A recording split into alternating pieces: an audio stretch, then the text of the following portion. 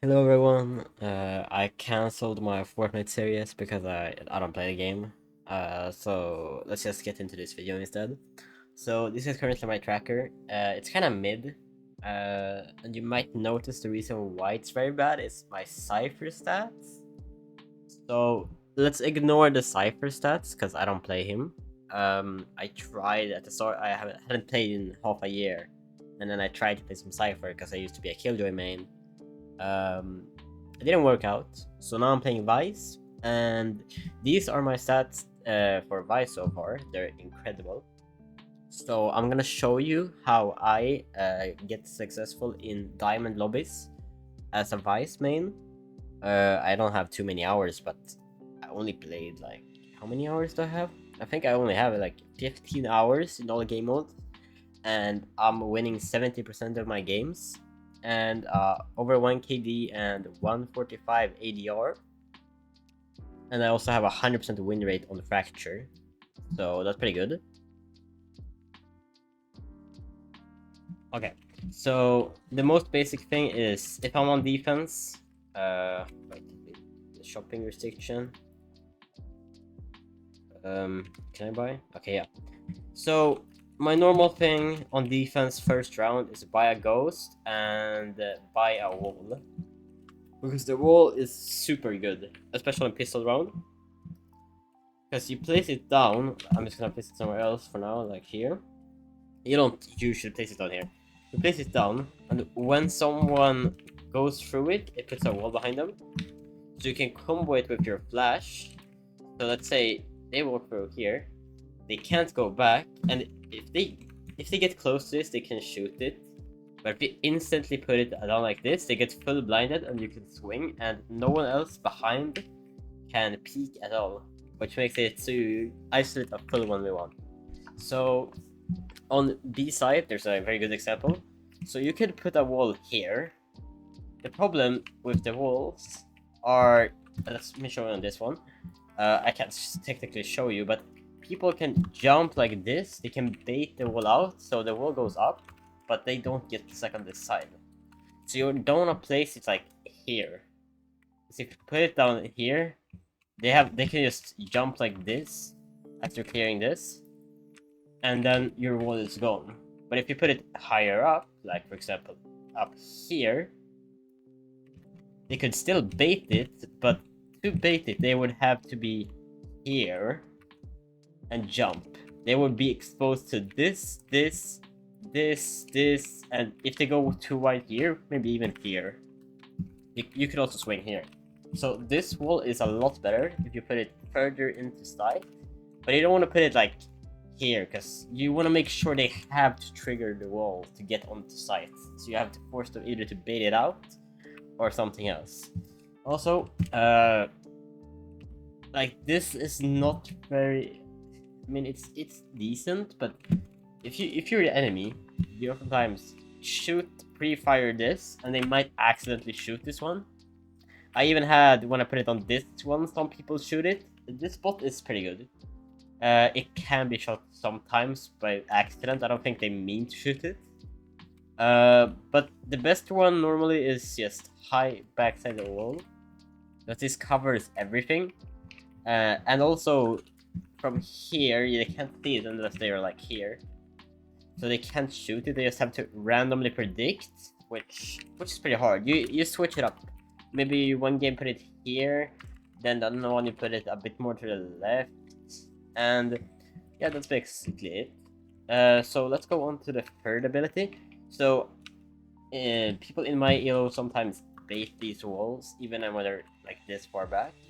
Then that's when you want to have this one. So they're gonna bait the wall, and normally I just use this one to delay them. It's basically like a second wall. When I hear them trying to push up, I just activate this as well, so they can't push even when the wall is gone. So I'm gonna show you the full setup I normally play with. So I put it up here, and I put one here. And if I can play this side alone almost, I can hold it for a bit alone as well, but I cannot fully defend it like 1v5 for the entire match. So but I can hold them off until my team gets here most of the time. So normally at the start of the round, I throw my thing up here, because then I can jump peek like this, and then when I see someone, I just chill behind here. I can hear if someone is trying to get up on the wall, and then you can just flash and quickly go and peek over here. So that's, you can still have control at the front. And if they push up over here and you have to swing to see them, I normally just activate this, because they can't move through this for, I don't know how long it lasts exactly, but for a long time they cannot move up here, and you can focus more on main. And then you can jump peek once again, and if you see them pushing up, you can just backstab them. And if they're still here, you could just try and hold them for as long as possible. So that's basically how I defend the B on Fracture. If I go over to A instead, A I don't like as much. It's a lot harder to hold alone. I think throwing one over here, it's like you need to do that. Then I like to throw one over here, and then I put my wall. Like, you cannot put it at the same way you put it on the other side. You can't put it out here, because then they could just jump around. So you have to put it pretty close to the entrance, even if they could jump this. But people don't really jump this one, because they still have to be exposed to this and entire site. So I normally just do this, and you can put this one up here, you can put it to the side up here, you can put it on this wall. You can switch it up. You have to switch it up. You can even put it on the floor sometimes, like over here. It still does the same thing. The only thing you have to be careful about, this one could be dodged if they go instantly over here. So maybe put it like here instead, or somewhere on this side. But normally try to put it as far away as possible, but sometimes you have to switch it up. And you just have this flash, stay up here. Someone triggers the wall, I flash, and then I just a wide swing, kill them, and no one else can push out. Because sometimes people could push out with like raised satchels and everything, but it's very hard because this is kind of like a small entrance. And if the good thing, if you put it on this side, the flash instead, is it covers this entire entrance when someone pushes out. Also, I like to play in this corner when they swing, like I showed before. So if they come drop, you can flash, and then you flash the entire here. So this one is really good. Also works with the one on the wall here. But it's a bit worse when they come from drop and put it there and there. Drop you can't really do much about if you're playing this setup. You just pop this and slow them down and hopefully have a teammate up here. You're not meant to play all sides alone, so normally you can hold, if you can hold most of the entrances for a long time, that's pretty good. And those are basically the setups I do on defense to keep up my 100% win rate on Fracture in diamond lobbies. So also a cool trick to know is, you see, if you look at the minimap in the top left, you can see the circle when walking. It's where people can hear your steps from. It's also the range for you to pick up this flash. So you have to be inside of that zone to pick up the flash. Also, if you put it down, normally you get a 20-second cooldown. But if you put it down and then flash and then pick it up, it's still gonna be the same cooldown. So normally, if you can, you could put it like here, and then before picking it up, if you're trying to rotate, you could always flash just in case to check so no one is holding you. Because it's gonna be the same cooldown. Also, if you put it down, flash, and then the cooldown is like 4 seconds. If you pick it up, the cooldown is still 4 seconds, and then you can place it down and flash in 4 seconds. So the cooldown stays the same, and if you flash, it's the same as picking it up. So let's go to attack instead. So normally first round, you don't have too many uses of the wall or the razor vine. You could use the razor vine in some cases on the wall, but most cases you don't really need them. So I normally play Sherry first round and just my flash, and you just normally follow the team like this. You can put the flash through the wall like here, and then you can flash almost the entire, it gets all the way here, which flashes here, here, yeah. So normally I just try to get my flash through and flash the opponents before my teammate enters site. I don't want to flash my teammates. The bad thing about these flashes is they often get shot before you could flash, but sometimes you have to use your minimap. You spot like your enemies are fighting your team here, you can pop that flash and they're not gonna have time to shoot it. So you just have to time it right when they're not looking. When they're looking but they can't shoot it. So also my favorite spot to use the ultimate is obviously here. You go down under B. This covers the entire B site fully.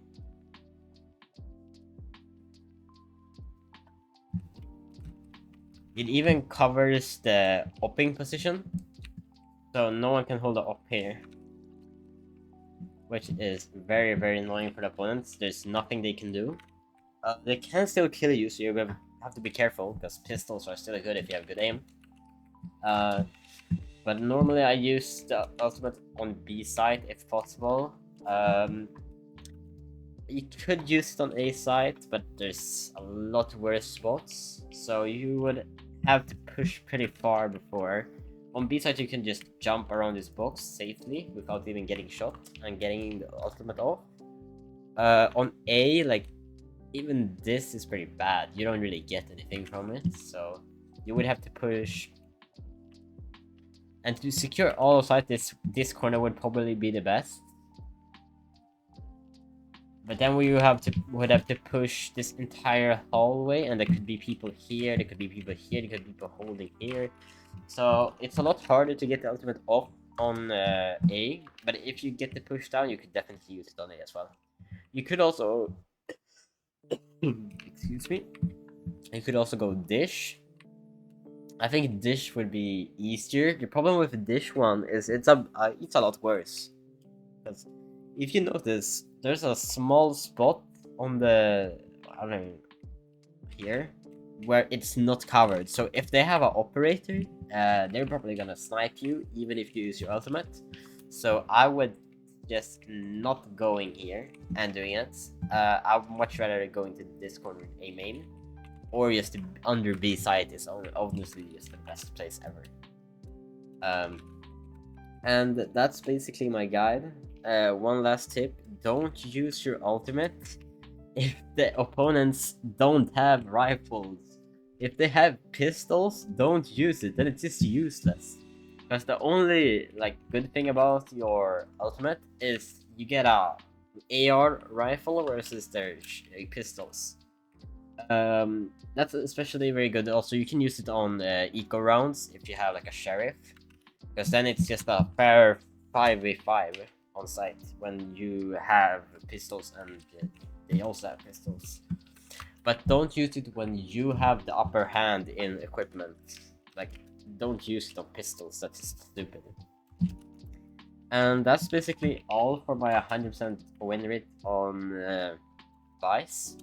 I'm gonna make more maps as I learn. I'm trying to climb back to Immortal. I've been it twice before with Sentinels. I haven't played too much of Vyse, so I'm still learning. But that's basically all I know from my 15 hours of playing Vyse, which isn't a lot, but I still learned a lot. So hope you enjoyed, and hope these tips help you rank up. And comment if you have a map suggestion in the comments. preferably in the competitive pool, because I don't play the other maps really. I don't really play anything else, and maybe Swift play sometimes at rank. So I don't know all of the weird maps that's not in play. But that's all. Like and subscribe if you enjoyed this content, and see you in the next one.